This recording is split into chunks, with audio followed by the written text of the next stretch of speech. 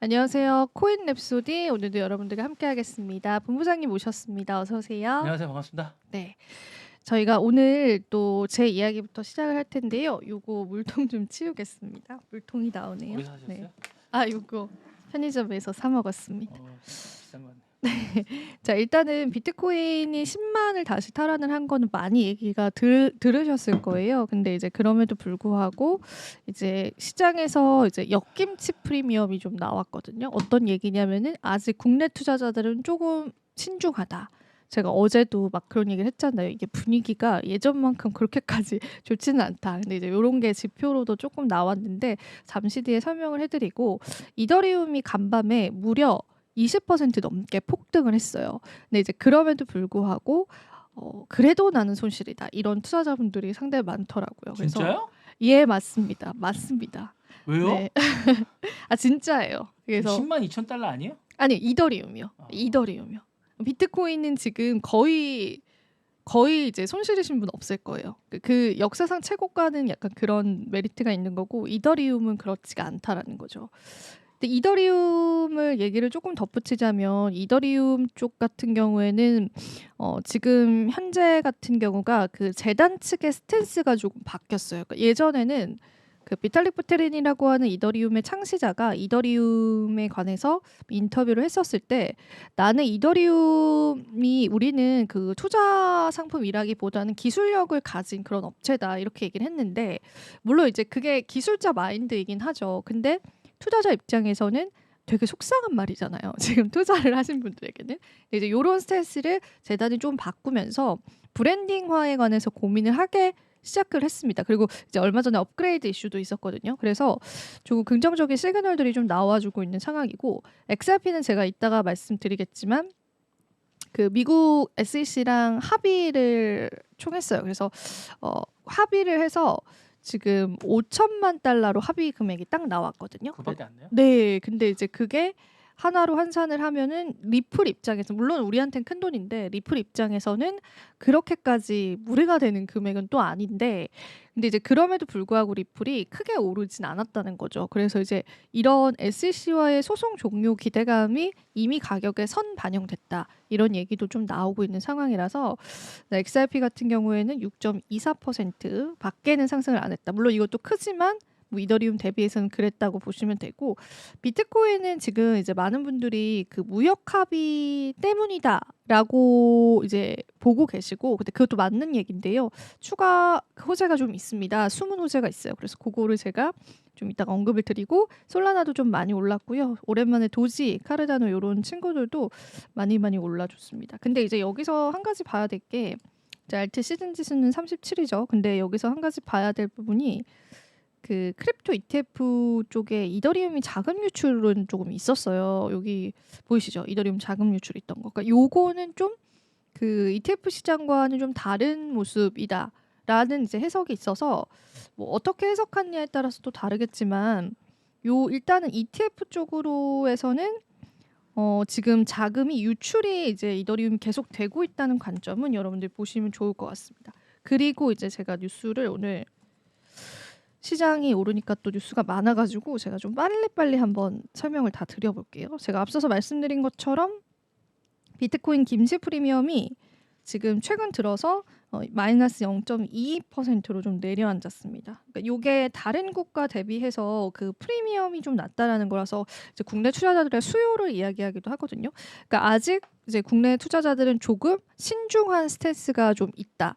헤럴드 경제에 있는 글을 가지고 왔는데 그런 게 조금 있고, 근데 오히려 이제 5월달 초에 조금 김치가 프리미엄이 좀 붙었었어요. 요거 제가 그때도 한번 뉴스로 다뤄드렸었는데, 근데 이제 10만이 오히려 도달되고 나서는 역 프리미엄이 좀 나와주고 있어요. 근데 글쎄요, 한국 투자자들은 이제 좀 보수적으로 보시는지는 모르겠는데 요런 조금 상황이라고 보시면 되고, 그리고 제가 이제 앞서서 한 가지 또 말씀드리고 싶은 게, 애리조나주에서 비축 법안이 드디어 통과가 됐습니다. 그래서 그 이제 첫 번째 주가 탄생이 됐어요. 그래서 이것도 시장의 호재로 작용이 됐습니다. 그래서 가상화폐 보유 관련 법안이 통과된 이제 두 번째 주가 됐고요.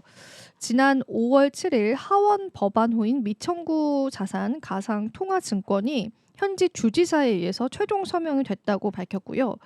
미청구 재산을 가상화폐 원리 형태와 유지로 보관할 수 있는 최초의 주가 됐습니다. 그래서 비축 자산으로 이제 통과가 됐다고 편하게 이해를 해보시면 되겠습니다. 하원 법안 2749는 소유 불명의 가상화폐 자산을 식별하고 처리하는 절차를 다루고요. 애리조나주 정부는 하원 법안 2749를 통해서 주정부가 보유한 가상화폐를 현금화하지 않을 수 있게 됐다고 합니다. 그리고 애리조나주는 재산권을 보호하고 소유권을 존중하고 새로운 경제가치 도구가 주정부에 의해서 제공되는 그런 구초를 구축했다고 설명을 했고요. 그리고 이 법안 안에 세부 내용을 좀 보시면 좋겠어요. 그 세부 내용 4가지가 있는데 3년 이상 주정부의 통신에 가상화폐 보유자가 응답하지 않을 경우 미청구로 간주를 하고 미청구 가상화폐는 주정부 세무서로 이전을 합니다. 그러니까 이게 만약에 신고를 하지 않으면은 그거를 압수해서 주정부가 비축을 하겠다 이런 거고 주정부의 이제 예치 등의 가상화폐 보상 수령을 허용을 합니다. 그러니까 우리가 이더리움 같은 거는 스테이킹하면 스테이킹 보상이 나오잖아요. 그런 걸로 수익이 났을 때도 그게 이제 주정부가 보상을 수령할 수 있게끔 허용하는 법안이고 보상으로 획득한 가상화폐는 주정부의 디지털 자산 준비금으로 그 구성이 되는 그런 법안이다라고 합니다. 일단은 이게 이제 어느 정도 비트코인에 관해서 굉장히 새로운 문을 열었다라고 볼 수 있는 사건이에요. 그래서 요게 이제 승인이 되니까 다른 주들도 지금 빠르게 그 법안을 진행하는 속도가 좀 빨라졌다고 해요, 현지에서.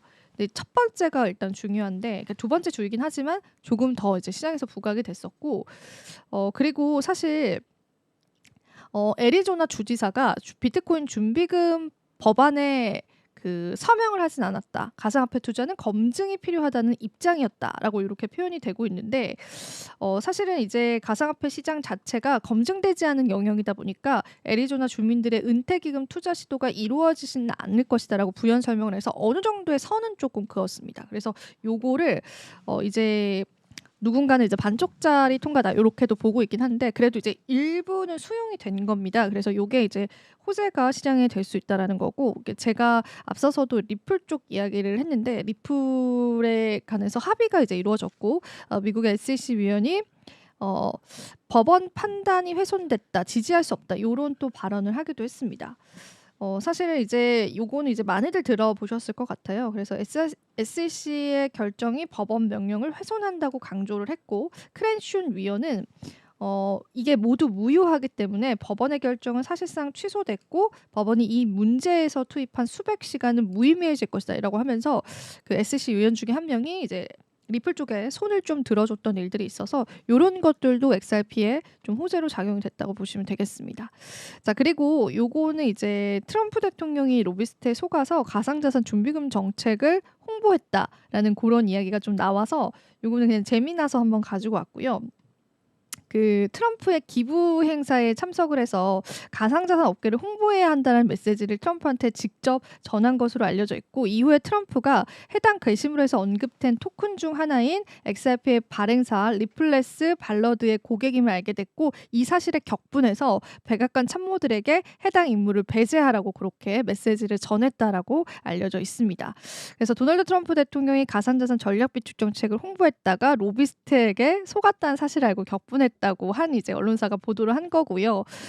그리고 이제 XRP 발행사가 언급된 것을 알고 또 관련 인물을 제지하도록 지시했다라고 해서 요거는 이제 하나의 해프닝 쪽으로 여러분들이 한번 여러분들이 알아보시면 좋겠습니다. 자, 그리고 이제 빚내서 비트코인 사는 기업들에 관한 그런 이야기가 또 있었어요. 그래서 기업들이 비트코인 매입 경쟁을 좀 가속화하고 있고 대표적으로 우리가 글로벌적으로 보면은 이제 스트레티지 같은 경우에도 우선주 발행하면서 비트코인을 비축을 하고 있고 그리고 이제 메타플래닛 같은 경우에도 이제 빚을 내서 이제 비트코인을 사는 거죠. 그리고 이제 비트코인 이제 비축에 관해서는 이제 몇몇 주요한 기업들이 계속 오고 있지만 거기에 최근에 합류했던 게 저희가 예전에 랩소디 통해서도 알려드렸었던 소프트뱅크 같은 경우에도 최근에 좀 합류를 했었고 그리고 이 외에도 게임스탑 이 게임스탑 같은 경우에는 또 사실 그 안에 주주를 보면은 뱅가드가 있었어요. 그거 제가 예전에도 설명해 드렸는데 뱅가드랑 그러니까 우리가 그 세계 최대 운용사다라고 한다면 블랙록 있고 그다음에 뱅가드가 만만치 않거든요. 여러분들도 이제 뱅가드의 뭐 S&P ETF 많이들 이제 구매하신 분들 있을 거예요. 근데 이제 뱅가드가 이제 비트코인을 굉장히 비판을 했고 암호화폐 시장은 뭐 아직까지 믿을만하지 않다 이런 입장이었는데 또 우회적으로 게임스탑이라는 기업을 통해서 결과적으로 이제 주주 지분을 가지고 있거든요. 뱅가드가 가장 많은 지분을. 그래서 그렇게 우회 투자를 하고 있고 워렌 버핏도 그 누홀딩스라고 하는 이제 남미 쪽에 있는 회사를 우회적으로 투자를 하면서 지분 10%를 가지고 있고 겉으로는 이제 비트코인은 그때 무슨 벌레와 같다고 했었나? 약간 그런 이야기를 했지만 결과적으로 누홀딩스는 암호화폐 거래소 회사거든요. 그러니까 이런 식으로 계속 이제 우회적으로 이제 투자를 하고 있는 게 확인이 되는 거죠. 그래서 올 1분기에만 무려 12개의 기업이 비트코인 비축 행렬에 지금 현재 새롭게 참여를 했다고 합니다. 그 12개의 기업들은 다 좀 유명하고 어느 정도 이제 규모가 있는 기업들이에요. 그래서 요런 이제 채택은 계속되고 있다고 보시면 되고 그래서 이제 기관 수요가 계속되면서 상승 기대감도 시장에서 이제 고조가 되고 있다라는 분석들 나왔습니다.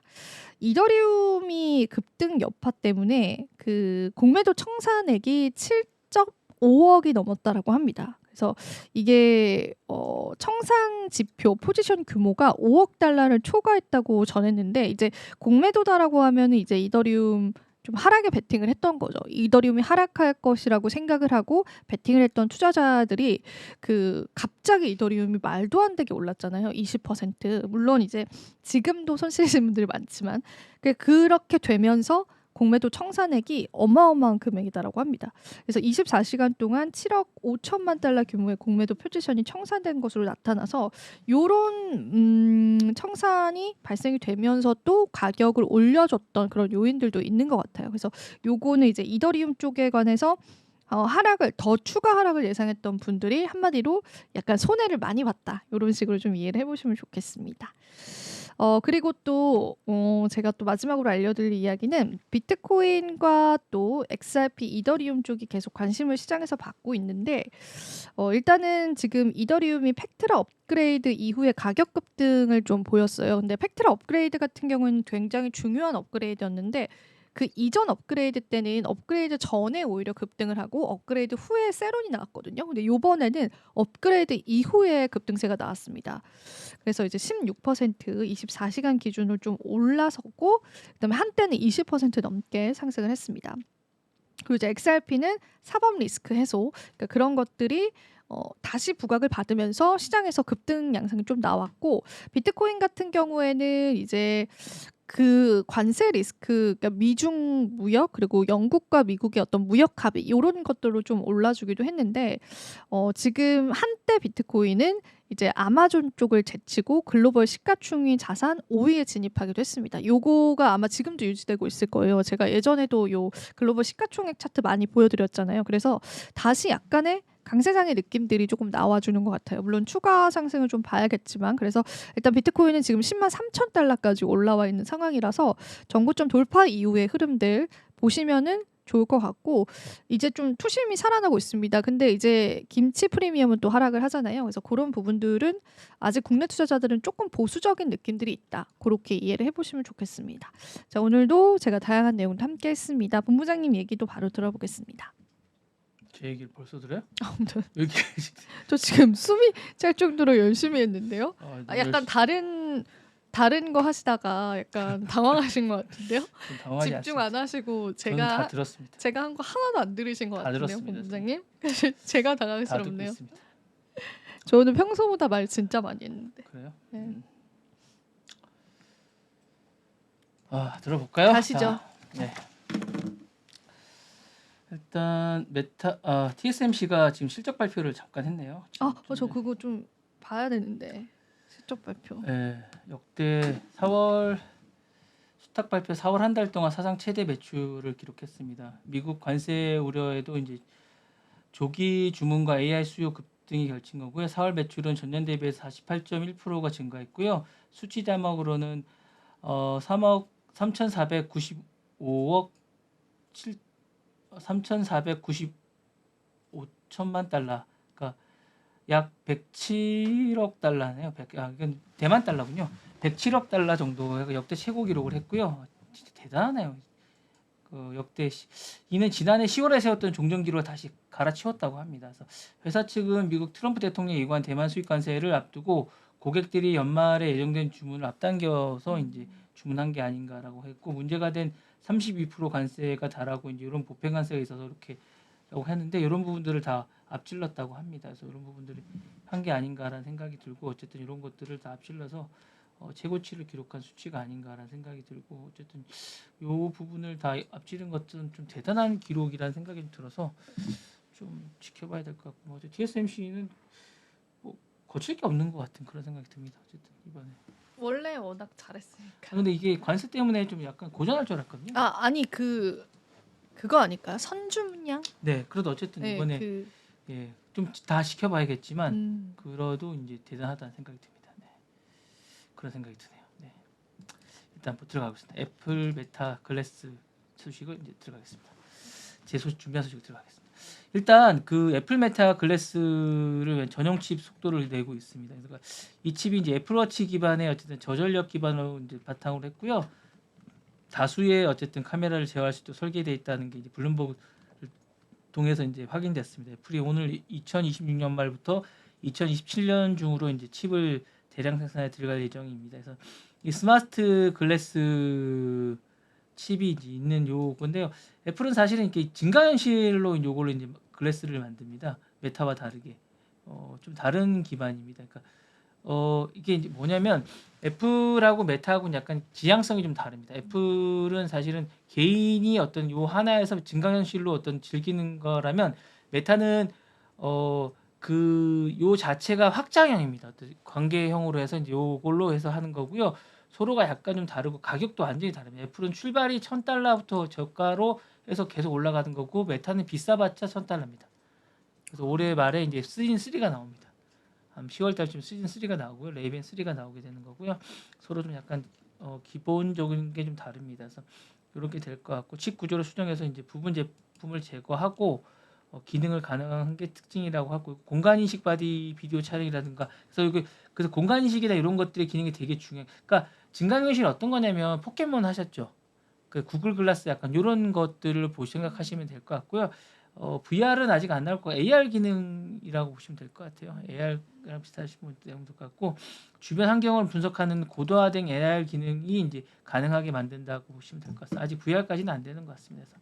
그래서 애플의 어쨌든 주요 경쟁자인 게 메타인데, 메타는 어쨌든 지금 2세대까지 나왔고 3세대가 올해 말에 이제 나올 생각이라고 합니다. 그래서 좀 나오면 이제 향후에 많은 변화가 있지 않을까라는데, 애플은 나와봐야 알 것 같다는 생각이 좀 듭니다. 계속 나오겠다라고 얘기하고 있는데 이게 어떻게 될지는 잘 모르겠다라고 얘기하고 있고, 계속 손잡는 애플에 대한 것들은 많이 달라지고 있고, 지금은 또 이제 TSMC랑 손잡고 칩 생산을 한다는 얘기도 또 있어요. 그래서 이제 그 2026, 27년에 예상되고 있다라고 하고, 이제 출시가 빠르면 2026년 말, 이제 늦으면 27년에 예상되고 있고, 칩 이름은 아직 미공개고 애플워치 칩 대비해서 더 많은 부품이 제거되면서 초전력화 될 것 같다라고 얘기를 하고 있습니다. 그래서 뭐 애플은 이제 네비스라는 코드명의 애플워치 전용 카메라 칩이 있고, 글래닌이라는 에어팟 전용 카메라 칩이 이제 병행 개발 중이라고 하는데, 이들 역시 2027에 출시될 예정이라고 하고요. 웨어러블 전체에 어쨌든 AI 플랫폼화 전략을 갖고 있다라고 합니다. 원래 이제 애플은 자체 그 칩이 M 시리즈가 있거든요. 보통 이제 쓰실 때 M1, M2, M3라 되게 좋은 칩입니다. 그러니까 보통 저전력 칩인데 자체적으로 개발한 칩들이 이게 특히 이제 맥 시리즈 중에 탭 쓰시는 분들은 잘 아시는데, 이걸 이제 차세대 M6 M 패드용하고 이제 맥용으로 쓰시는데, 요거 이제 이걸 개발 중이라고 합니다. 그래서 요거 정말 좋은 것 같은데, 이게 특히 M2는 정말 잘 만든 것 같더라고요. 그래서 M7을 개발 중인데, AI 저번용 칩이 이제 바틀라를 2027년에 완성 목표를 하고 있다라고 하고요. 요것도 3단계의 어쨌든 자체 모델 개발 칩도 개발 중이라고 하는데, 어쨌든 요게 개발이 되면 성능 강화를 해서 중장기적으로는 AI 웨어러블 시장을 둘러싼 애플과 이제 메타 경쟁이 계속되지 않을까라는 생각이 드는데, 이제 요 부분은 어쨌든 그 결론적으로 말씀을 드리면, 이제 제가 중구난방으로 계속 얘기를 하고 있는데, 애플이 스마트 글래스를 이제 메타에 대항해서 만들고 있다. 그러기 위해서 전용 칩을 착수했다라는 게 핵심입니다. 그러니까 전용 칩은 어떤 거냐라는 얘기를 드리면, 우리가 이제 잘 알고 있는 M1 같은 이런 칩들을 만들고 있다라고 생각하시는데, 그 전용 칩의 특징은 어떤 거냐면 저전력 칩이다. 자체적으로 어떤 걸 많이 수요해야 되고 적은 전력으로도 많은 걸 할 수 있는 그런 전용 칩을 자체적으로 만들고 있다라고 생각하시면 될 것 같고요. 그와는 별도로 전용 칩 별도로 이미 만들어진 전용 칩들도 시리즈들이 계속 나올 것이다라고 말씀을 드리는 겁니다. 네. 스마트 글라스. 네. 요 얘기는 하시면 안 하려고 그랬는데 이걸 다시 좀 말씀드리려고 합니다. 그 메타가 예전에 암호화폐로 이제 그 거래를 하려고 했다가 실패한 적이 있어요. 혹시 아세요? 저 그거 몰랐어요. 2019년에 리브라라고 이제 후일에 DM이라고 프로젝트를 야심차게 했던 적이 있는데 이제 기억날 것 같아요. 네. 각종 규제 당국들이 이제 반발로 해서 철수한 적이 있어요. 그땐 너무 초기니까 네, 인식이 되게 안 좋았을 것 같아요. 네, 이제 워싱턴의 강한 반발로 해서 2027년, 22년에 완전 철수했습니다. 사실 마크 저커버그 당시에 그건 죽은 프로젝트라고 이제 평가했지만 우리는 때때로 늦게 시작해서 다시 기어 올라가는 일도 많다라고 그래, 해서 그러니까 그 사람이 좀 빨랐던 거네요. 네, 그렇죠. 그렇게 얘기를 했는데 이런 가운데 이제 최근에 포천지에서 이제 기사가 났는데 이 VC 이제 담당을 했던 그러니까 요 관련 프로젝트를 담당했던 신인 제품 담당 부사장으로 이제 스텔라 출신의 진저 베이커라는 사람을 영입을 했어요. 그래서 이게 이제 본격화되는 게 아닌가라는 생각이 들고요. 요건 어떻게 하냐면 이제 지금 메타가 인스타나 페이스북이나 자사 플랫폼 콘텐츠 제작자들한테 보상 시스템을 줘야 돼요. 근데 이게 지금 달러나 이런 걸 하니까 너무 늦는 거예요. 그다음에 그러니까 자신들이 그리고 이제 코인 같은 게 있으면 자신들이 수수료를 받고 이런 거 할 때 되게 좋은 거예요. 결제망을 이용하고 그러면 수수료나 지연 문제를 극복할 수도 있는 거예요. 자신들한테 남는 게 너무 많은 거예요. 그 자체적으로도 뭐 돈을 융통할 수도 있고 정말 이게 그리고 자신들이 꿈꾸는 어떤 은행업이나 금융업의 진출도 되게 빨라질 수가 있고 이런 게 되게 좋다 보니까 어쨌든 블록체인이나 이런 것들도 좋고 어쨌든 가고자 하는 방향과 너무나 잘 맞는 거예요. 그리고 지금 타이밍이 좋은데 문제는 오늘 또 이것도 말씀 안 하셨던데 지금 타이밍이 안 좋아요. 상원에서 지금 지니어스 액트가 그 포기가 된 거 아세요? 네네네. 그게 이제 좌절돼 48대 49로 파기될 때 이게 지금 이게 어쨌든 포기가 되면서 이게 지금 약간 계류가 돼 있어요. 그러니까 메타의 재진입이 지금 환영받을 수가 없는 게 최근에 미국 상원에서 지니어스 스테이블 코인 법안이 부결되면서 이제 이게 불확실성이 존재하면서 요게 어쨌든 이런 시스템이 메타를 할 필요가 없다라고 얘기하는 게 뭐냐면 이미 비자나 스트라이프 같은 글로벌 결제 업체가 이미 하고 있는데 너네가 왜 하냐는 거죠. 이중성이고 너네가 이걸 뭐 하는 이유는 이런 걸 통해서 너네가 이쪽에 은근슬쩍 들어오려는 게 아니냐라고 얘기를 하고 있기 때문에 핀테크 업쪽에 그냥 무임승차하지 마라라고 해서 승인 여부가 지금 불확실하다고 얘기를 합니다. 그래서 이 부분은 좀 지켜봐야 되지 않을까. 의지가 좀 강합니다. 다음 얘기든 그리고 코인베이스가 오늘 실적 발표를 했어요. 이걸 안 하시길래 제가 좀 말씀. 이거는 미국 주식이니까 또 해주실 줄 알았죠. 근데 생각보다 안 좋아요. 월가 예상치가 21.2억이었는데 매출이 총 매출이 20억 달러였고요. 순이익도 사실은 전년 대비보다 급감했어요. 순이익 단 6,600만 달러밖에 안 됐어요. 전년 동비에서 94%나 급감했습니다. 그리고 이제 거래량 그 이유가 뭐냐면 거래량이 많이 줄었어요. 원래 이제 코인베이스가 거래 수수료로 이제 기반이잖아요. 그 거래 수수료 기반이 이제 전년 대비 12.6억 달러였는데 이게 어쨌든 그런 게 많이 줄었어요. 전 매출이 많이 줄다 보니까 이게 많이 줄었고요. 아무래도 이게 상반기에 이게 코인 가격이 많이 떨어지다 보니까 무역 관세 여파로 코인 가격이 떨어지다 보니까 거래를 많이 안 하게 되는 이런 여파가 좀 컸다고 합니다. 그래서 기본적으로 이제 지금이야 10만 2천 달러까지 갔지만 분기 초에 8,300만 달러로 왔다 갔다 하면 8만 달러 왔다 갔다 하면서 10% 이상 급락하다 보니까 사람들이 이제 코인을 많이 안 하게 되고 이런 효과로 이제 많이 안 하게 됐다라는 생각이 들면서 이제 전략적 대응을 발표를 많이 했으면서 향후에 이제 2분기에는 수익을 많이 올리겠다라고 하면서 스테이블 코인의 파트너십으로 어쨌든 강화를 하면서 스테이블 코인 발행사인 서클과 이제 수익 공개 계약서를 통해서 이제 어쨌든 2억 9,700만 달러의 매출을 기록했는데 이거는 전년 동기에서 50% 정도 증가한 수치인데 이런 것들을 통해서 이제 수익을 많이 올리겠다는 계획을 세웠고요. 그다음에 USDC를 채택을 통해서 지난 2년간 10배 정도 증가를 했는데 플랫폼 전반에 이제 거래상이라든가 국제 송금이라든가 디파이 연동 등을 통합한 이런 송금 제도 같은 것들을 통해서 이제 수익 모델을 개발하겠다라는 생각을 하고 있는 것 같습니다. 그래서 이런 것들이나 파생 상품도 좀 많이 개발하겠다라고 이제 해서 이제 수익 모델 개발을 해서 2분기에는 좀 더 많이 하겠다라고 합니다. 네. 자, 요거는 이제 아까 말씀하신 대로 이게 어쨌거나 조금 부결됐습니다. 말씀하신 대로 49대 48로 가까스럽게 부결. 자세히 들려주세요. 할까요? 네. 이게 이제 역사상 첫 전면 규제 입법이 될 법했던 지니어스 액트 법안이 결국 부결이 됐는데 이번 결정은 사실 민주당 내 반대와 트럼프 전 대통령의 암호화폐 연루 의혹이 결정적인 변수로 작용했다라고 하고 있습니다. 전체적으로는 정확하게 49대 48입니다. 사실 공화당이 상원에서 다수를 차지하고 있기 때문에 원래대로 하면 통과가 돼야 됩니다. 근데 이제 민주당 전체와 공화당 이탈표가 결정적이었고요. 이탈표가 있었죠. 네네. 60표가 가결 기준인데 넘지 못했고요. 그다음에 공화당 소속의 랜드폴이라는 조시올린 상원 의원이 이탈해서 민주당과 함께 반대표를 던졌습니다. 그리고 이제 민주당 내 내부 갈등도 있어 트럼프한테 면죄부를 줄 수 없다라고 해서 엘리자베스 워렌이 직격탄을 날렸고요. 트럼프 부패를 부추길 수 있는 어쨌든 위험한 초안이라고 반대를 했고 국가안보, 소비자 보호, 자금 세탁 방지에서 구멍이 많다라고 강조했습니다. 그래서 이렇게 됐고 그다음에 민주 의원들은 대통령의 고위공직의 암호화폐 발행 홍보 금지하는 암호화폐 부패 방지법을 또 따로 추진하고 있다라고 합니다. 사실 문제가 많죠. 네. 그 트럼프의 연루 의혹과 이제 규제의 미완성이 있어서 급한 입법은 노하자라는 이제 기류가 형성돼 있다라고 하고요. 민주당 내부에서는 트럼프 대통령의 암호화폐 거래 및 친크립토 정책이 규제에서 이제 예외로 남을 수 있다는 점을 강한 우려를 제기하면서 이제 이런 기조가 형성됐다고 합니다. 그래서 민주당의 협상 대표인 마크 워너는 법안 텍스트가 완전히 마무리되지 않은 상황에서 표결을 마무리했다라고 설명하면서 이 법안의 이제 불확실성에 대해서 많이 강조했다라고 하고요.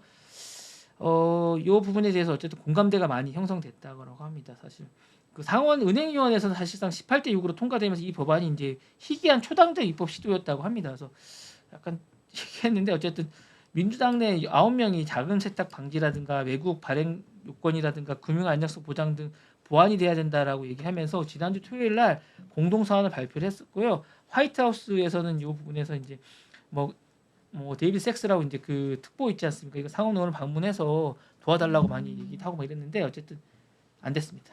네, 이렇게 됐고요. 이 부분이 향후에 좀 더 어떻게 될지 좀 해야 되는데 잘 안 됐다는 얘기가 됐습니다. 어쨌든 부패를 강화한다는 게 설득력을 가진 것 같습니다. 그리고 이 얘기는 따뜻한 이야기입니다. 이게 어쨌든 20년간 2천억 달러를 전면 투입한 다음에 이제 2045년에 끝을 맺겠다는 얘기인데 이게 사실은 좀 더 길게 갈 수 있는 건데 향후에 이제 매년 90억 달러 정도를 투입하기로 했다고 합니다. 이게 왜 이렇게 됐냐면 트럼프 정부가 최근에 재단 운영에 관한 결론적으로 말씀드리면 재단 운영에 관한 돈들을 많이 없앴잖아요. 그러면서 이제 이거를 앞당기게 됐다고 합니다. 그러면서 이제 이 트럼프 행정부가 이제 원조 삭감을 하면서 지금 위기라고 생각을 했기 때문에 게이츠 재단은 향후 4년에서 이제 5년간 글로벌 복원 자금이 이제 씨가 마를 거라고 생각하면서 이제 자기네 재단들이 전면 개입을 해야 될 시기라고 생각을 했기 때문에 이렇게 하게 됐고 자신이 나서지 않으면 수백만 명의 아이가 죽게 될 거라고 생각을 해서 이제 남은 재단의 사재를 모두 털어놓겠다라고 생각하고 자신이 갖고 있는 2천억 달러를 다 투입하고 자신은 은퇴하겠다라고 생각했다. 멋있는 것 같아요. 진짜요. 말이 2천억 달러지 2천억 달러면 와 대단한 것 같아요. 그런 면에서 약간 일론 머스크와 많이 비교되는 것 같습니다. 그렇네요. 네. 멋지시다. 예, 빌 게이츠하고 그 누구죠? 버크셔 해스웨이의 그 좀 비슷한 것 같아요. 두 분은 그렇게 얘기하는 것 같습니다. 어쨌든 본인은 미래를 이 돈을 쓰는 것보다 지금이 써야 될 때 가장 임팩트가 있는 것 같고 지금 세계가 이제 가장 절실하게 필요할 때 쏟아붓는 게 낫다고 얘기를 하시고요.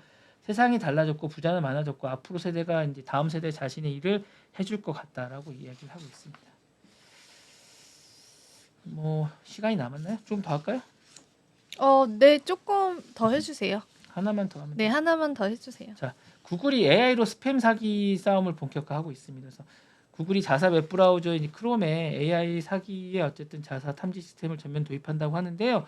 오늘 발표한 데 따르면 이제 제미나이 나노라는 어떤 자체 언어 모델을 이 크롬 데스크톱과 안드로이드 버전에 탑재해서 사용자를 보호한다고 합니다. 사실 기존의 진작에 이런 것들이 이제 시스템이 탑재됐어야 하는데 그 전까지는 이런 게 많이 안 돼 있었거든요. 사실은 그런데 이런 것들을 이제 나몰라라 하다가 이제 한 게 아닌가라는 생각이 드는데 이게 이제 그 어떻게 하냐면 이제 기존에 사이트 사기 사이트가 많았는데 이런 것들 스크린이 전혀 안 됐어요. 근데 이런 것들이 이제 웹사이트 복잡한 구조와 언어를 빠르게 분석해서 이게 스캠인지 아닌지 해서 차단을 시켜주거나 알려주는 약간 이런 기능이 있다고 합니다. 그래서 원래는 이제 여러분들 잘 모르시는데 크롬에 인핸스드 프로텍션이라는 피싱 기능이 좀 있어요. 근데 이런 거보다 2배 강력하고 원래 이제 실질적으로 2배 강력한데 해봤더니 20배 이상의 스팸 페이지 차단 효과가 있다라고 합니다. 그래서 뭐 AI 방지를 활용해서 수억 건의 사기 사이트라든가 뭐 피싱 사이트라든가 이런 것들을 하게 됐고 특히 최근에 뭐 우리나라는 잘 모르는데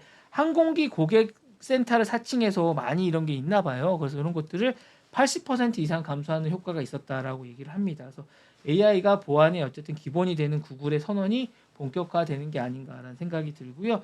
어쨌든 이제 브라우저 수준에서 AI를 차단하는 게 본격화되고 있다라는 생각이 들고 이런 걸 왜 하느냐 생각을 좀 해보면 이런 것 같아요. 최근에 이제 구글이 약간 위기에 돌입하고 자신들이 어쨌든 많은 돈을 벌었는데 이걸 공익적으로 쓰는 얘기나 이런 것들이 많이 없다 보니까 그런 게 아닌가라는 생각이 들고 그러다 보니까 실질적으로 너무나 많은 걸 본인들이 잃고 있다는 생각을 하게 되는 것 같아요. 왜냐하면 최근에 그 법정에서도 많이 독점에 관한 이야기에 대해서 피해를 받게 되는 것 같고요. 그럴 때 이제 여론을 형성해서 자신이 곤란해지게 되는 것 같고 오히려 애플이나 이런 데서도 수익 모델도 엄청나게 돈을 많이 잃게 되는 것 같아요. 그러니까 애플 수익 모델에 관해서도 제가 여기서 한번 말씀을 드렸었는데 그게 뭐냐면 최근에 애플이 그 사파리에 대한 검색 엔진을 바꾸게 됩니다.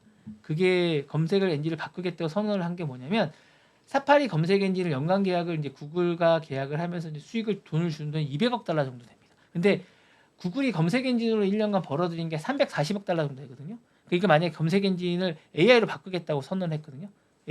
왜냐하면 실질적으로 많은 사람들이 이 단답형 검색 엔진을 보는 것보다는 그냥 지금의 AI로 보는 것들이 훨씬 더 만족해하고 사실상 항위에 이제 개발자들이 바꿔달라는 요청이 좀 많은가 봐요. 왜냐하면 이렇게 구글형으로 하는 것보다 AI로 하는 것들이 쇼핑이라든가 나중에 뭐 다른 걸로 개발하기가 많고 그렇게 개발돼야지 나중에 더 좋다라고 생각을 하고 있고 앱도 그렇게 개발돼야 생각을 하기 때문에 이게 대세라고 생각을 하는 것 같아요. 그래서 퍼플렉시티라든가 오픈AI라든가 이런 식의 개발자들이나 이런 검색 엔진을 달아달라고 얘기를 하는 것 같아요. 그래서 이런 것들이 심각하게 고민을 하는 것 같고 이런 쪽과 협력을 할 것 같은 생각이 들어서 계약이 곧 없어지지 않을까라는 걸 은연중에 얘기를 하고 있기 때문에 이런 서비스를 통해서 여론을 형성을 하고 있는 게 아닌가라는 생각이 듭니다. 네. 네, 좋습니다. 어제도 같이 이야기 나눴었죠. 그 사파리 쪽에 관해서 구글이 아니라 뭐 퍼플렉시티라든지 그다음에 챗 GPT 쪽이랑 계약을 할 수 있다. 그런 얘기까지 좀 나눴는데요.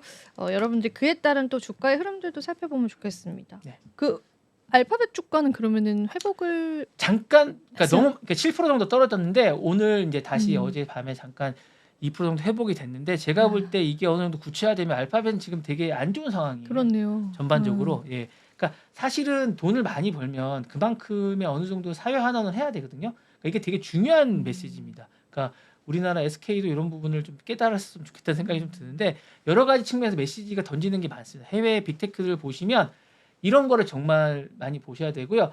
저는 이런 측면에서 팔란티어의 영상을 한번 보시라고 얘기해주고 팔란티어가 무슨 뜻인지는 아세요? 성경 구절에 나오는 부분이거든요.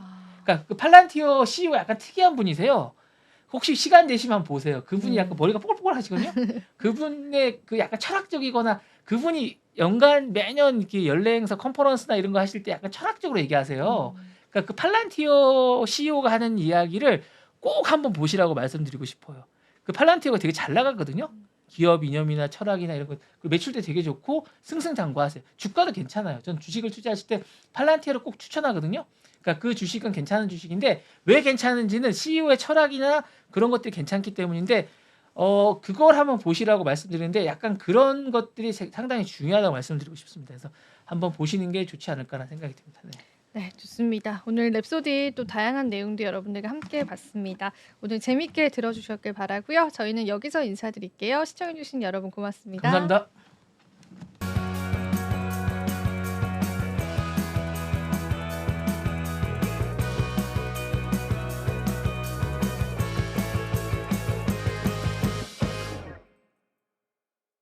시청자 여러분 안녕하십니까? 국내외 주요 소식 전해드리는 모두의 증시 고유림입니다. 첫 번째 뉴스입니다.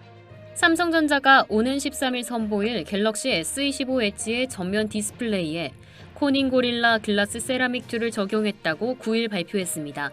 이번에 적용된 고릴라 글라스 세라믹2는 코닝의 진보된 유리 기술을 바탕으로 내구성과 손상 저항성을 대폭 강화한 혁신적인 모바일용 글라스 세라믹입니다. 삼성전자는 고릴라 글라스 세라믹2의 특성을 최적화하기 위해 공정과 강화 기술을 적용했고 갤럭시 S25 엣지를 역대 가장 얇은 갤럭시 S 시리즈로 선보일 수 있게 됐습니다. 이를 통해 기존보다 얇고 견고한 디자인을 구현하며 모바일 기기의 내구성에 중요한 변화를 가져왔습니다. 고릴라 글라스 세라믹2는 결정을 정교하게 포함한 유리로 제작되어 광학적 투명성을 유지하면서도 손상 저항과 균열 방어 성능을 대폭 강화한 것이 특징입니다. 또한 이온 교환 방식을 통해 디스플레이 커버의 내구성을 향상시키고 더욱 강화된 성능을 제공합니다. 배광진 삼성전자 MX 사업부 부사장은 갤럭시 S25 엣지는 장인 정신과 성능의 새로운 기준을 제시했다며 이번 제품에는 양사의 최첨단 기술과 사용자 중심 철학이 고스란히 반영되어 있다고 말했습니다. 앤드류 배 코닝 모바일 소비자 가전사업부 부사장도 갤럭시 S25 엣지에 고릴라 글라스 세라믹2를 적용해 프리미엄 디자인과 뛰어난 성능을 소비자에게 제공했다며 양사의 협력이 소비자의 기대에 부응하는 방식으로 이루어졌다고 설명했습니다. 삼성전자와 코닝은 1973년 국내 TV 보급을 위한 합작사 설립을 시작으로 50여 년간 긴밀한 파트너십을 유지해왔으며 갤럭시 S 시리즈의 전반적인 발전에 중요한 역할을 해왔습니다. 초창기 갤럭시 S부터 최근 갤럭시 S25 엣지까지 삼성은 코닝의 고릴라 글라스를 지속적으로 채택해왔습니다. 이번 갤럭시 S25 엣지는 13일 오전 9시 삼성전자 뉴스룸과 삼성닷컴을 통해 제품의 특징과 세부 사양이 공개될 예정입니다.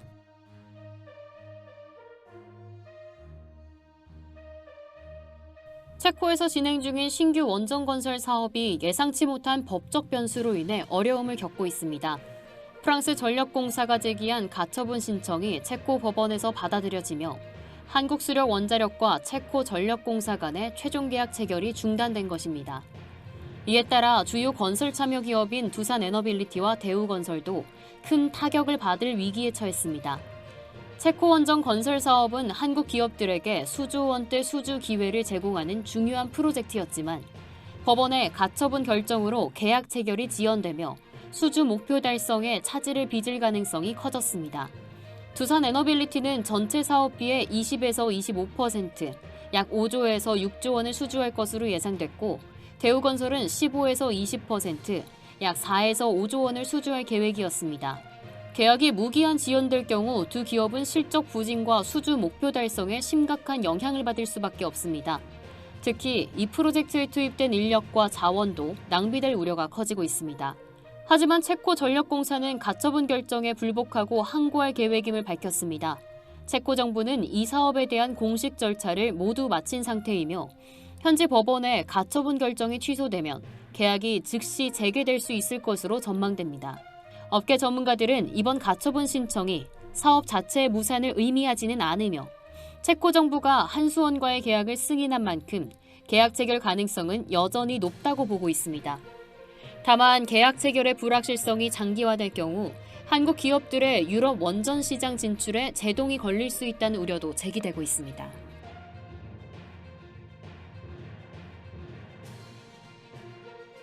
삼성전자가 임직원의 업무 생산성을 향상시키기 위해 대규모 조직 개편에 나섰습니다. 이번 개편의 핵심은 디바이스 경험 부분에 AI 생산성 혁신 그룹을 신설하는 것으로 이 그룹은 전사적인 AI 인프라 구축과 시스템 최적화, AI 활용을 통한 업무 혁신을 이끌어갈 핵심 역할을 하게 됩니다. 업계에 따르면 삼성전자는 사내에 새로운 AI 생산성 혁신 그룹을 경영혁신센터 산하에 두기로 결정하고 이를 발표했습니다. 해당 그룹은 삼성전자의 AI 인프라 및 시스템 구축을 전담하며 AI 활용을 통한 업무 효율화, 우수 사례 확산 등을 주도합니다. 그룹장은 상무급의 AI 점단 임원이 맡을 예정이라고 전했습니다. 이번 조직 개편에서는 AI를 통한 업무 혁신을 위한 다양한 과제가 포함됩니다. DX 부문 내 각 사업부에는 AI 생산성 혁신 사무국이 설치되어 각 사업 특성에 맞춘 AI 혁신 과제를 발굴하고 실행하는 데 집중할 예정입니다. 이 사무국은 AI를 활용한 문제 해결과 성과 창출을 목표로 조직 내 각 부서가 AI 기반의 업무 효율화와 생산성 향상을 위한 전략을 실행해 나갈 것입니다. 또한 삼성전자는 현장의 AI 과제 발굴과 실행을 주도하는 AI 크루 제도도 도입합니다. AI 크루는 약 300명 규모로 운영되며 각 사업부에서 모집을 진행하고 있습니다. 이들은 AI 혁신 과제를 현장에서 실제로 발굴하고 실행하며 삼성전자의 AI 전환을 선도하는 역할을 맡게 됩니다. AI 실행력을 더욱 강화하기 위해 삼성전자는 임직원을 위한 교육 체계도 고도화할 계획입니다. 기존의 AI 기본 교육뿐만 아니라 심화 과정까지 마련하여 임직원들이 직접 AI 서비스를 개발하고 이를 통해 업무 혁신과 제품 서비스 경쟁력 강화에 기여할 수 있도록 지원할 예정입니다. 삼성전자는 이미 지난해 12월부터 사내 문서 요약, 번역, 메일 작성 등 사무 업무를 지원하는 자체 개발 생성형 AI 서비스인 삼성 가우스 포털을 도입해 사용 중입니다. 이 시스템은 직원들의 일상적인 업무를 효율적으로 지원하며 회사의 업무 생산성 향상에 기여하고 있습니다. 삼성전자는 삼성 가우스 포털을 지속적으로 고도화하고 있으며 외부 생성형 AI 도입 여부도 내부적으로 검토 중인 것으로 알려졌습니다. 삼성전자는 AI 기반의 업무 혁신을 통해 디지털 전환을 더욱 가속화하며 미래 경쟁력을 확보할 계획입니다.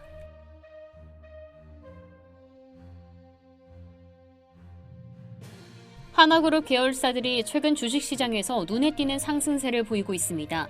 특히 하나솔루션은 올 1분기 태양광 사업에서 뛰어난 실적을 기록하며 주가 상승의 주역으로 떠오르고 있습니다.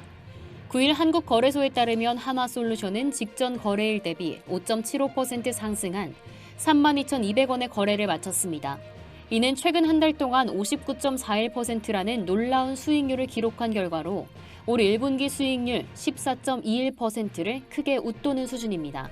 하나솔루션의 주가 상승은 1분기 깜짝 실적 덕분입니다. 하나솔루션은 지난달 올 1분기 연결 기준으로 매출 3조 945억 원과 영업이익 303억 원을 기록했다고 밝혔습니다.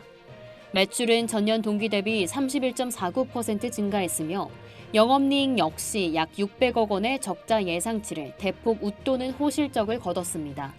특히 신재생 에너지 부문에서는 실적 개선이 주요했습니다. 하나솔루션은 미국 주택용 에너지 사업에서의 성공적인 성과로 1분기 영업이익 1,362억 원을 기록했습니다. 기존 태양광 모듈 판매뿐만 아니라 모듈 렌털과 전력 판매 모두 호조를 보였다는 점에서 그 성과가 돋보입니다. 미래에도 긍정적인 전망이 이어지고 있습니다. 이진우 미래에셋증권 연구원은 미국 모듈 가격 상승은 수주 기반 사업인 미국 태양광 에너지 기업 퍼스트솔라보다 하나솔루션의 실적을 더 빠르고 강하게 개선시킬 전망이라며 하나솔루션의 성장 가능성에 대해 긍정적인 평가를 내놓았습니다. 하나그룹 내 다른 계열사들도 주가 상승세를 이어가고 있습니다. 하나비전은 최근 한 달간 35.78% 상승하며 주가 강세를 보였습니다. 이는 자회사인 반도체 장비 업체 하나세미텍의 성장 덕분으로 풀이됩니다. 하나세미텍은 국내 고대역폭 메모리 대장주인 SK하이닉스와의 공급 계약 덕분에 반사이익을 보고 있으며 향후 더 큰 성장이 기대됩니다. 김광진 하나투자증권 연구원은 하나비전의 전망에 대해 올 2분기부터 SK하이닉스의 HBM TC본더 벤더 재편 수혜가 본격화될 전망이라며 향후 추가 수주에서도 점유율 우위를 점할 가능성이 크다고 말했습니다.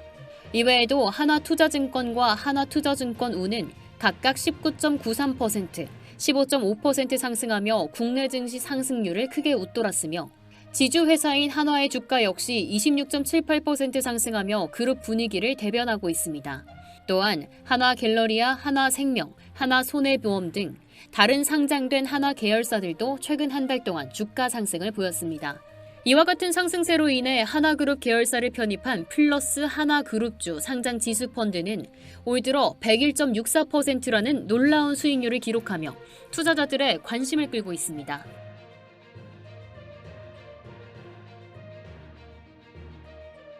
국내 배터리 제조업체 금양이 재무구조 악화로 상장 폐지 위기에 처하며 2차 전지 소부장 업계 전반으로 위기가 확산되고 있습니다.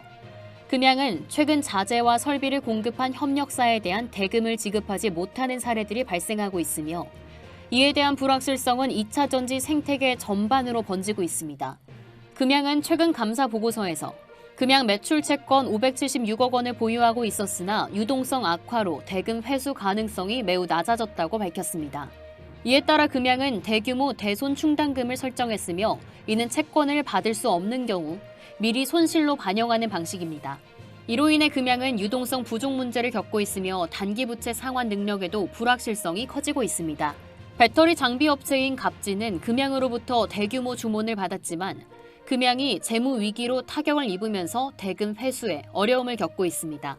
갑진은 금양으로부터 576억 원 규모의 매출 채권을 보유하고 있지만 금양의 유동성 악화로 회수 가능성이 낮아져 대손 충당금을 설정했다고 밝혔습니다. 배터리 장비 업체인 유성 FNC도 금양의 위기 여파를 피할 수 없었습니다. 지난해 4월 금양과 375억 원 규모의 장비 공급 계약을 체결했지만 대금 수령액은 56억 원에 불과했습니다. 다른 배터리 장비 업체들 역시 금양과의 계약에서 대금 미수급 문제를 겪고 있습니다. 금양이 협력사에 지급하지 못한 대금은 최소 1,000억 원 이상으로 추산되고 있습니다. 금양의 재무 위기는 소부장 업계에 큰 파장을 일으키고 있습니다. 전기차 수요 감소와 경기 침체 등으로 이미 어려운 상황에서 금양의 자금 조달 실패와 협력사 대금 미지급은 추가적인 위기를 초래할 가능성이 큽니다. 또한 금양은 외부 감사인으로부터 의견 거절을 받아 상장 폐지 위기에 놓였으며 거래소에서 재무구조 개선 계획을 심사 중입니다. 금양이 배터리 사업을 진출하며 신성장 동력을 육성하려 했지만 무리한 사업 확장과 자금 조달 과정에서 위기가 시작되었습니다. 부산 기장군에 배터리 공장을 건설하고 대규모 장비 발주를 했지만 자금 조달의 어려움과 사업 확장의 부담으로 인해 위기에 처하게 된 것입니다. 금양이 자금 조달에 성공하고 배터리 공장을 완공하고 협력사 대금을 지급하는 것이 급선무입니다. 그렇지 않으면 배터리 장비 업계의 숨통을 틀 수 없으며 2차 전지 생태계 전반에 미치는 여파는 적지 않을 것으로 보입니다. 다만 상장 폐지 사유까지 발생한 상황에서 자금 조달이 원활히 이루어질지 여부는 여전히 미지수입니다.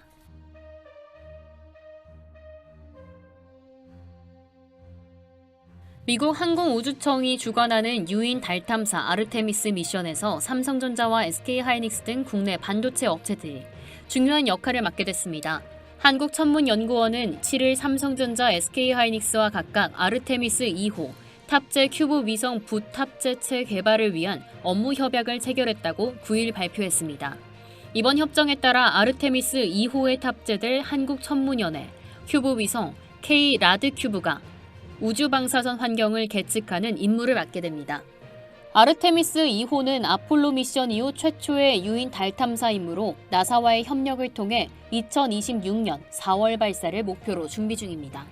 아르테미스 2호는 4명의 우주 비행사를 태우고 달 궤도로 진입한 후 스윙 바위를 통해 지구로 돌아오는 임무를 수행하게 됩니다.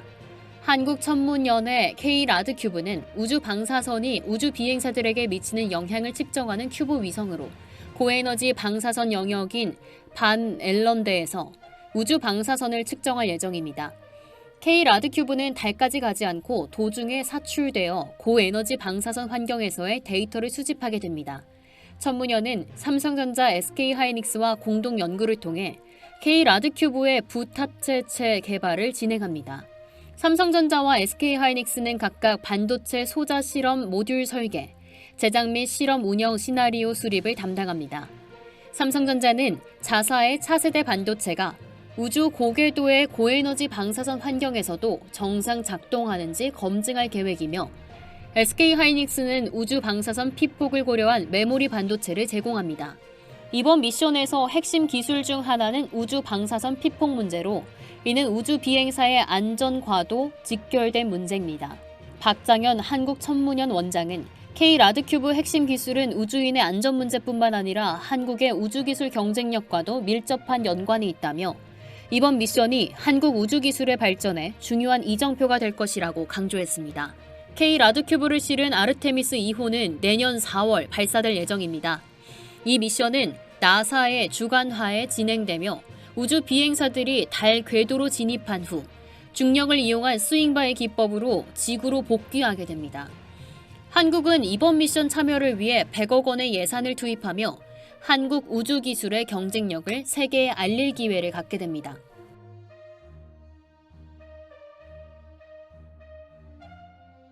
이상으로 모두의 증시 마칩니다. 본 방송에서 제공해드리는 정보는 투자 판단에 대한 조언일 뿐 해당 자산의 가치와 상승을 보장하지 않습니다.